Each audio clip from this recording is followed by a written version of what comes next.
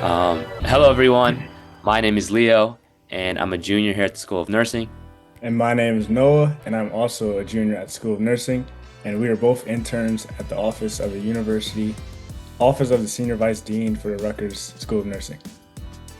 Today, we are pleased to be joined by Dean Angela Starkweather as we continue our Empower and Belonging Elevate Care interview series. Dr. Starkweather, we are honored to have you with us today and just wanted to thank you for taking time out of your busy day for coming on. Thank you, Leo and Noah, and it's great to be here with you. Thank you. To give some background about Dr. Starkweather's time as dean here at the Rutgers School of Nursing, she began her career graduating with a BSN from Seattle Pacific University and an MSN and PhD at Loyola University in Chicago. From there, she became the first nurse practitioner to work at the ICU unit of neurological surgery at Loyola University Medical Center. Dr. Starkweather's deep passion for nursing led her to the world of academia, where she has had important leadership roles at numerous institutions. This included Associate Dean for Academic Affairs at University of Connecticut, Assistant Dean for Research Development at University of Florida, and now Dean of Rutgers School of Nursing. To add on to that, she also has an illustrious career in the field of research. Her research explores the biopsychosocial roots of pain and related conditions while developing multi-level interventions to improve health, quality of life, and equity, and translating evidence into practice and care systems. She's accumulated more than $20 million in research funding from the NIH, authored more than 260 scholarly publications, and was recently inducted into the Sigma International Nurse Researcher Hall of Fame in 2024.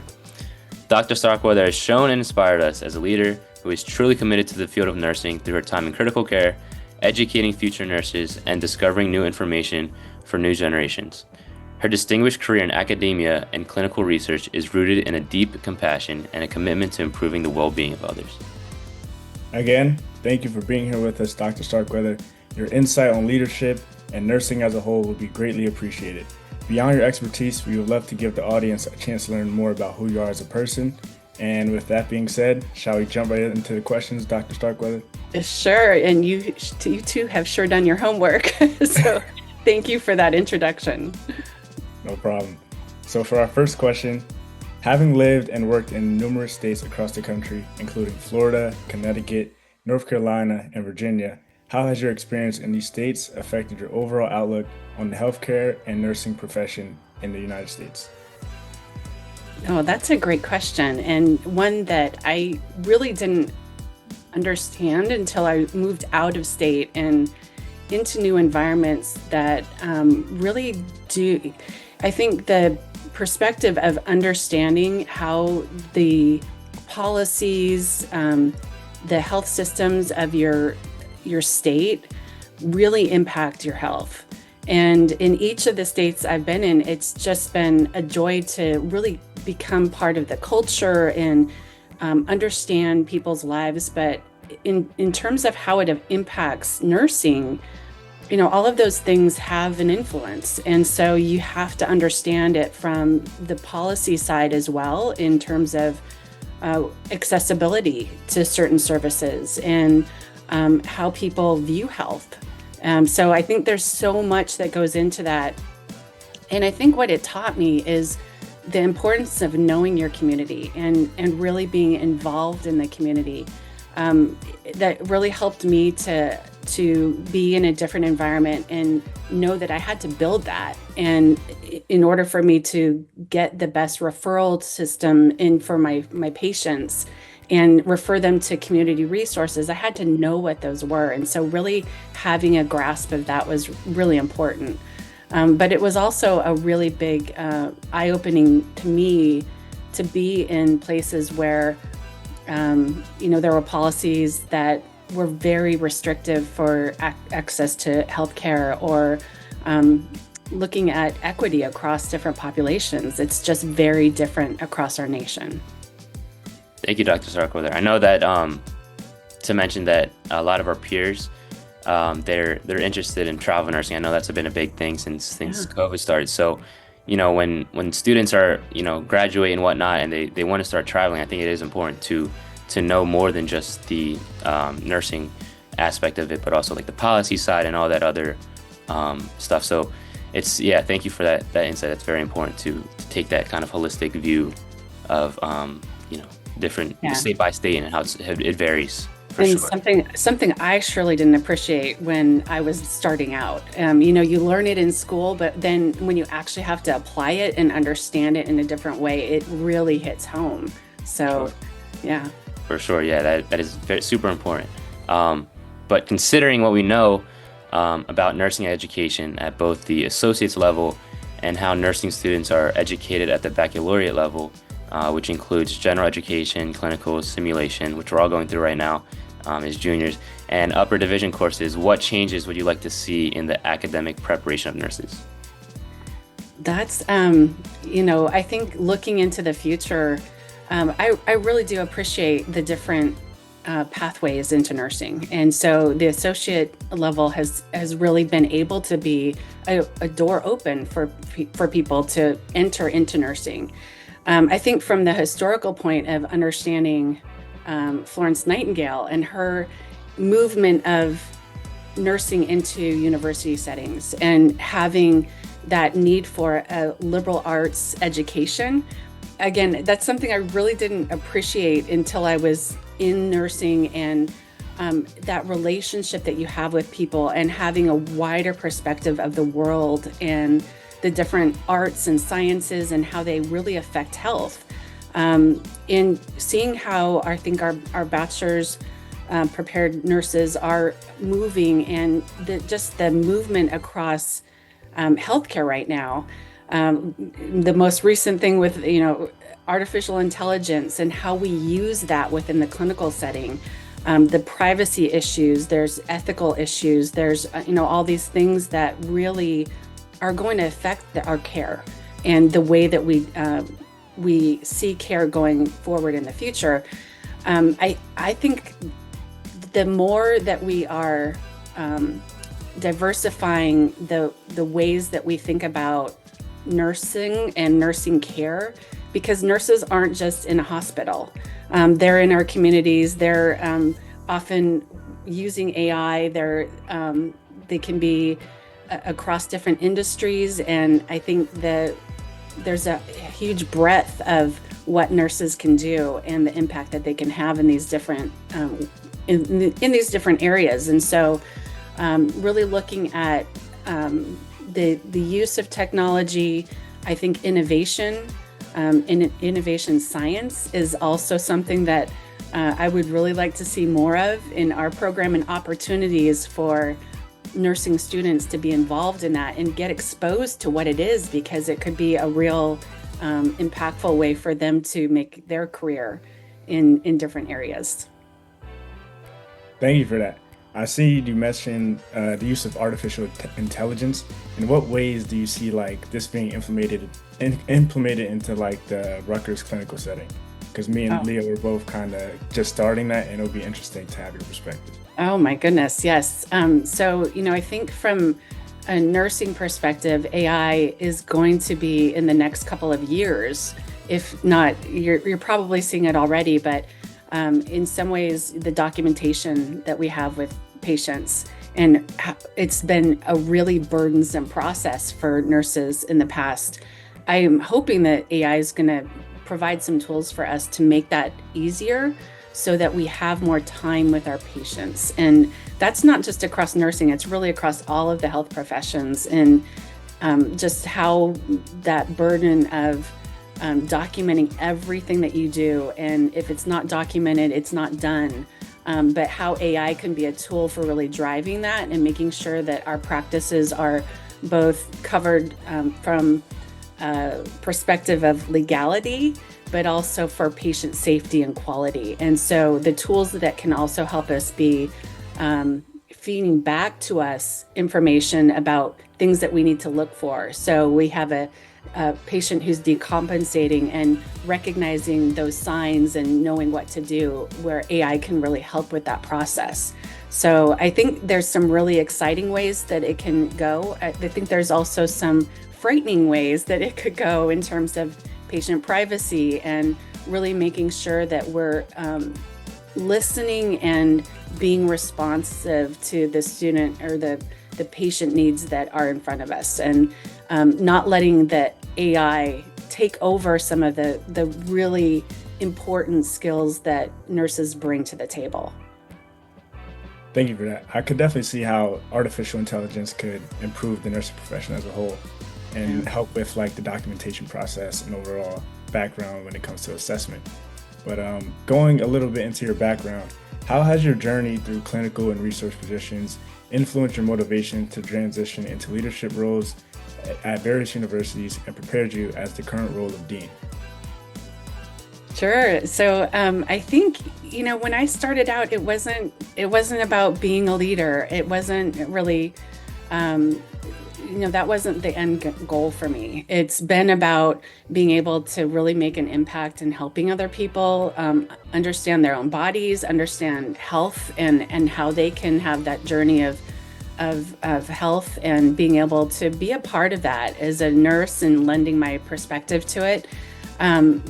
I think, in terms of the evolution of my own research and adding in genomics and being able to be a leader right now in terms of the genomic areas. And by the way, we are looking at AI and how it influences genomics and how we can use AI tools to make it more applicable for nurses to be able to give genomic information, because we're not genomists. We're not geneticists, and we don't have that area of expertise, but those tools are allowing us and actually our patients to understand genomics more.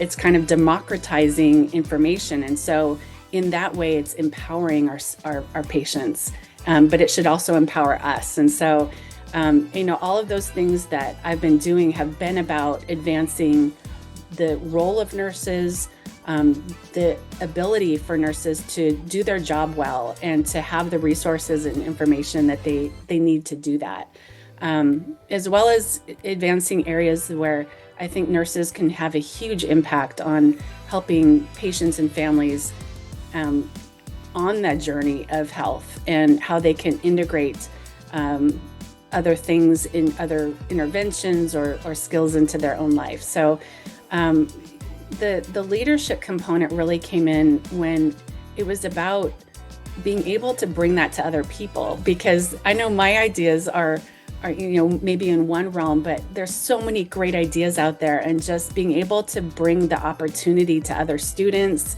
and to our profession. And so in some ways, the leadership just kind of came along with it. Being willing to step up into a position or be able to speak up about a certain topic ended up being something that I ended up leading. And so those skills kind of came along with the territory and really wanting to open the doors for other people. Yeah, I think, again, that's the beauty of the nursing career. You can really, you can choose to stay bedside, Yes. for the rest of your career, or you can, of course, go to the research side and find your niche. And of course, you found genomics. So yeah, that's like the beauty and flexibility of nursing. But yeah, that's very meaningful. And but to kind of explore that, sorry. Yeah, I was going to say that's a really important point, Leo, because you can be a leader, you can make a huge impact at the bedside, and be able to be someone who really takes on the same things in the way I have as a leader in your position that you're at right now. And so I think that's been really important in kind of scaling the areas that I've done, is work with what you have right now and take every opportunity and just be able to learn those leadership skills wherever you're at. For sure. But to further expand on that kind of, nursing career, I know a lot of my peers have expressed deep interest into going back to school to become an NP. So I was wondering, from your perspective, how has the role of nurse practitioners evolved within clinical settings, and how does a student know if becoming an NP and or nurse scientist is right for them?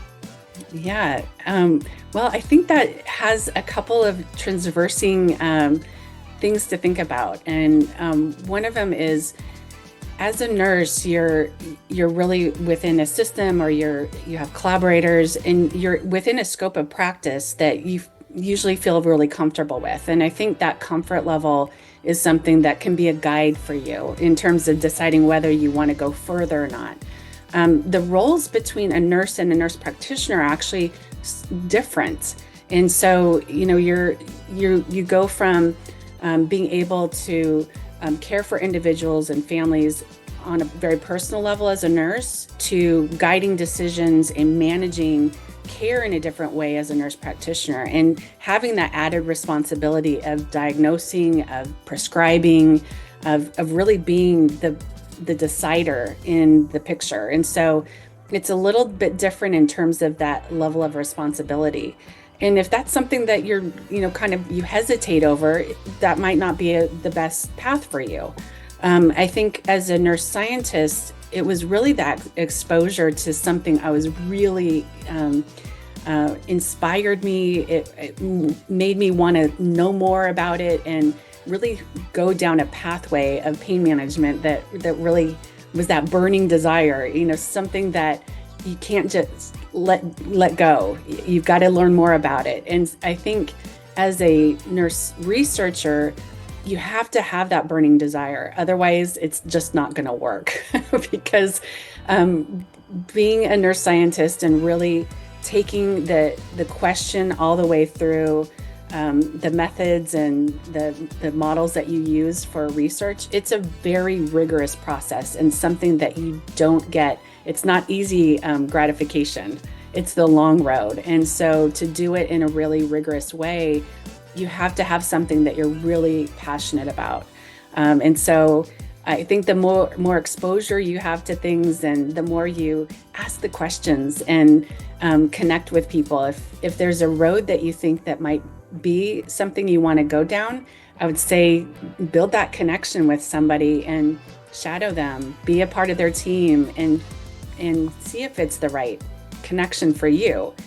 Because I think there are, like you said, so many different paths to go down, and there's not one right answer for someone. It could be multiple. And one of the things I always hated people telling me when I was younger was, you can only be good at one thing.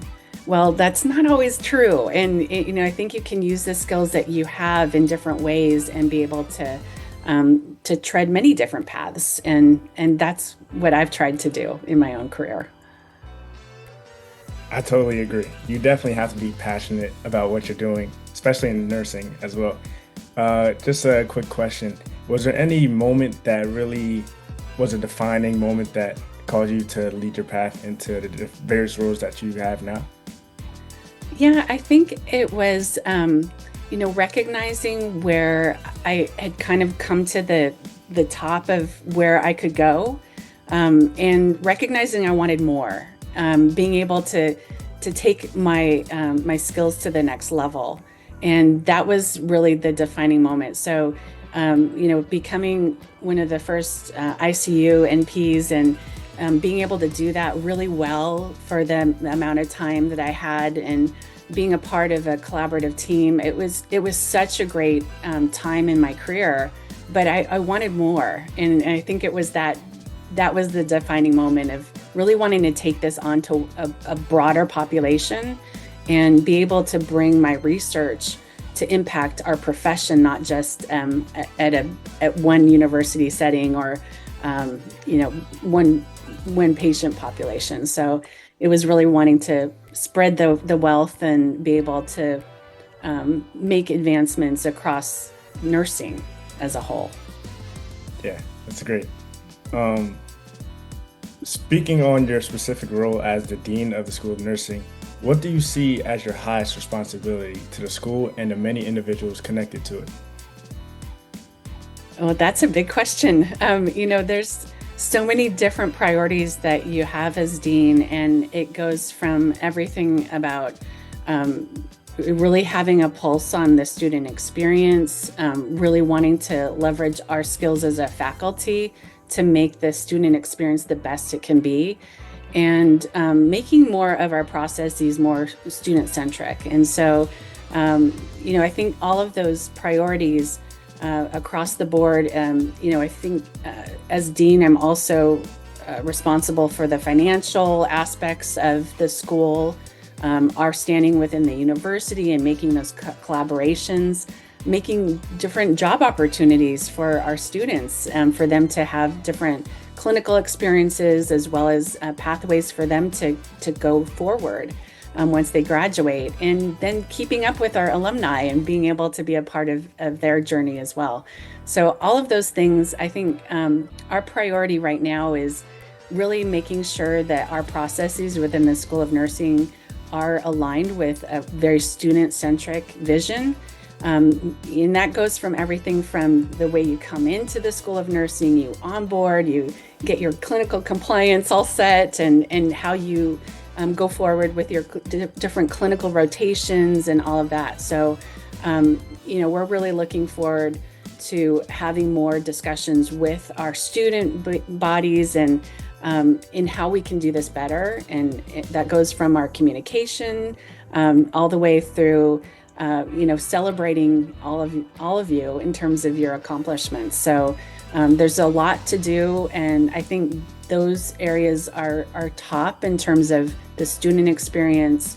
I think in terms of research opportunities for students, that's been discussed, and many other things as well. All right. Wow. Thank you. So far the student-centered experience, me and Noah as juniors, we're being bombarded, with a bunch of different deadlines and whatnot. So I would say that so far the process has been seamless, with the clinical compliance. We have the job fair upcoming for our professional nursing. So that's great for networking opportunities, for, of course, externships coming up, applying for those. So so far it's been great.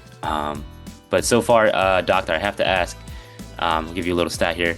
According to the 2024 National Council of State Boards of Nursing National Workforce Survey, about 23.5% of nurses are from racially diverse groups, and a number that has actually increased about 3.5% since their last survey in 2022. So, as the academic and administrative leader of our beautiful school, top 10% in the country, we have to brag about that. What do you see as your responsibility related to access, equity, and belonging? Wow. So my responsibility is really directing, along with Dr. Kyle Warren, our impact in belonging, in equity, in inclusion. And what that means to me is that we have the infrastructure, we have the culture of belonging. And what we know from the student success story is that the more people feel that they belong, the better they're going to do. And that feeds right into being able to be leaders within a wider society, at the societal level. And so I think really making sure that our courses, our orientations are setting people up to be able to feel like they belong and see themselves within nursing, being successful within our program, and really setting the support systems up so that they have that base for knowing that they're going to be successful. It's one thing to be able to say that we're looking at those areas, but it's another thing to actually have those that impact, that every student feels that they belong. And so I think as we go forward, it's about making sure that we're really doing what we say we're doing, and that we're setting up the opportunities for more of that to happen. And I see that through some of the activities that we do across the year, really having those connections with our students and knowing them as people, as people who have families, who have partners and children often, and things like that, that they're part of the bigger picture of the nursing profession, but also our opportunity as a school is to understand you as a person and also give you skills for your well-being, preparing you for what it takes to be a nurse and all of the things, the stresses and challenges that come along with it. So I think it's all of that wrapped in one in terms of what we're trying to do to really make sure that there's a community here that you can depend on and that you can navigate easily. Thank you for that. It's definitely important to have a community feeling because as a nurse, you're going to be working with various different populations, and it's great to have a good community feeling while in school so you know how to navigate it as well. Continue on the topic, equity and belonging. I have seen you mention initiatives. What are your thoughts on how equity and belonging initiatives can be implemented into the academic and clinical setting within the next 5 to 10 years? Oh, yeah. So I think, there's a lot of different ways that we can do that. I'd love to hear more from both of you in terms of what your thoughts are, but the more that we're talking about it in our classes and, what does that actually mean? As clinicians, we're going to see that too, in terms of understanding our communities and some of the stresses that they are confronting and being able to help them navigate those too. So I see this almost like as a, teach the teacher. It's kind of like a from the top down that we're providing that sense of belonging, and with people understanding what that means, being able to spread it out to others.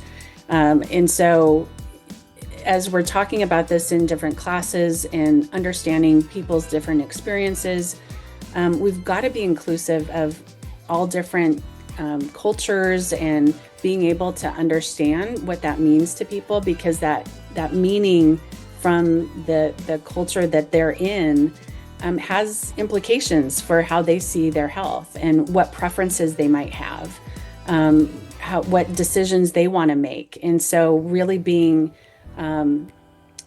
better at our communication with individuals and with our patients especially. All of those things are things that we could be learning in the classroom and I think are so important.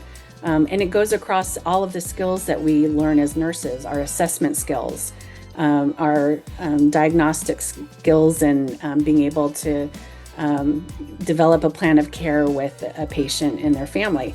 All of those communication skills are so important. And so I see that as really more integration of those skills within the classroom, having more active learning where we're getting to practice those skills and be able to feel really confident as students go out into the clinical settings to be able to use them in real ways.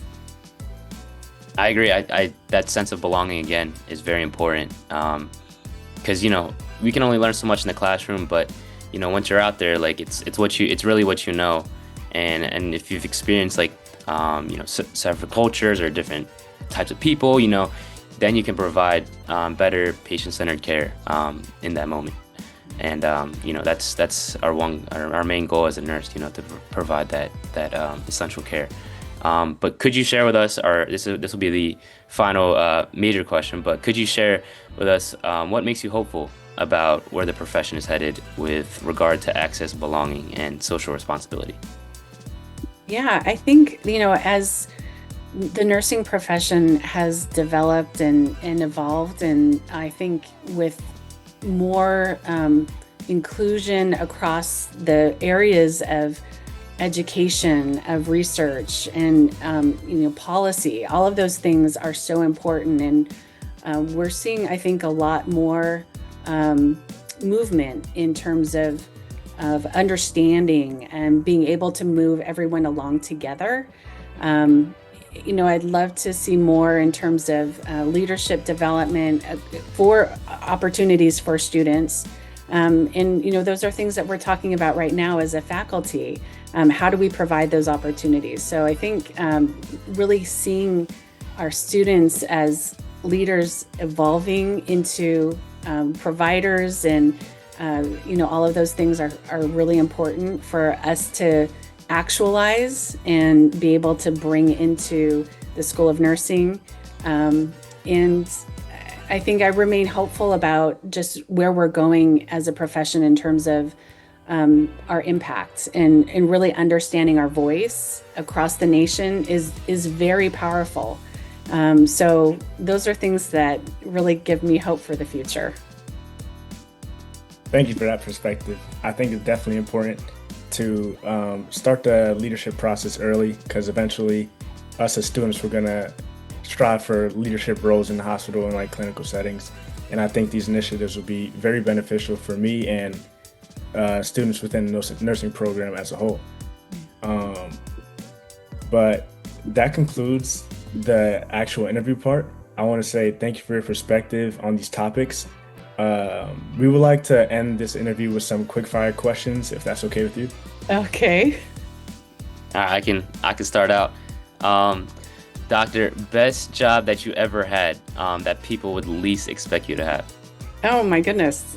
I was in high school, I was a pharmacy tech, and it was actually alongside my dad, who's a pharmacist. So it was fun to be working with him for the short time I was able to. That must have been some great memories working with your dad. For our next question, what is the best way to unplug and recharge? Oh, I love unplugging when I'm on a hike out in the wilderness, and just being able to listen to the birds and the wind howling, and see the trees swaying back and forth, all of those things. I'm jealous. I definitely gotta get on that more hiking. I've been meaning to do that with my friends. But what's your favorite movie genre or movie in general? Oh, I love action thrillers. Probably a favorite movie is going to be like Pulp Fiction, the classic, but because it kind of it really kind of revolutionized the genre and brought us to a new space in film. So I definitely have to watch that now. But for our next question, what is your dream vacation spot? oh my goodness. I have many dream vacation spots. I would probably pick the Galapagos Islands, just because I've always wanted to go there. Haven't been yet, but I hear there's some excellent diving there. So would love to do some scuba diving. Yes, and I know they have a bunch of indigenous creatures there too. Yes. So it's very, very unique island. But if you had one piece of advice you give to your younger self, what would it be? I would say don't be afraid. Be courageous and take the step forward, because so many times you get people that say, "Oh, you're not ready yet," or you don't have enough experience yet. But you only have one chance, and so I would say go for it and don't be afraid. I agree. Sometimes, we have even I'm guilty of it, imposter syndrome, where it's like, am I good enough for it? But you just gotta go after. You know what I mean? Yeah. But yeah, that's it, Dr. Starkweather. Thank you again for joining us in this interview series, and everything you've done so far for the nursing school. In just your first year here, we have no doubt you will continue to excel in your position, and we wish you nothing but the best.